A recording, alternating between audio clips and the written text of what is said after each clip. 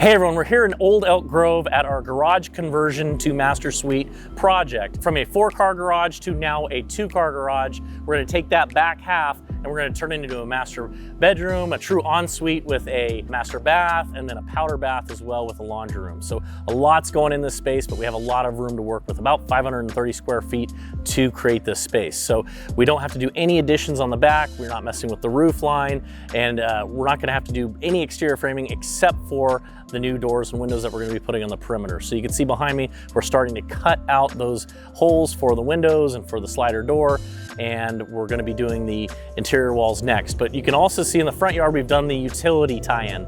So that is our sewer tie-in. That was the most critical part of this project. It was basically the one thing that could have made or broke the project and made us not able to do it. So this tie-in, we went down underground about 30 or so inches. We had enough depth for us to bring in a sewer line all the way from the back corner of this new project to that front yard. So we've tied in there, and then we've also got some interesting finishes in this project. You're gonna see as time progresses, we've got some engineered hardwood, which is a really interesting product. It actually links up like an LVP, but it's real wood.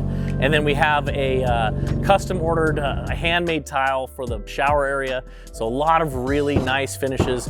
Because we were able to keep it so economical with the framing and the other items, we were able to go big on the finishes. One of the items that kept the cost down on this project was the fact that we had a good existing structure. This existing 4-car garage was built probably in the last 20 years and structurally looked really good. So the only structural work we had to do was actually move a couple of windows to align with our new room layout and also widen that entry for a nice slider door into the master suite. So a little bit of framing, maybe a couple of days instead of 2 or 3 weeks. The base wall tile on this project is a mosaic, which is a 12 by 12 sheet comprised of a bunch of small tiles. The homeowner wanted to go with an alternating pattern, but it really just didn't make sense with this design because there was different widths and heights on these sheets. So because of that, we do love to work with the clients, but if we have a suggestion to go a different way, we will make that known. And for this, we did have a challenge though of small cuts at the interior corners.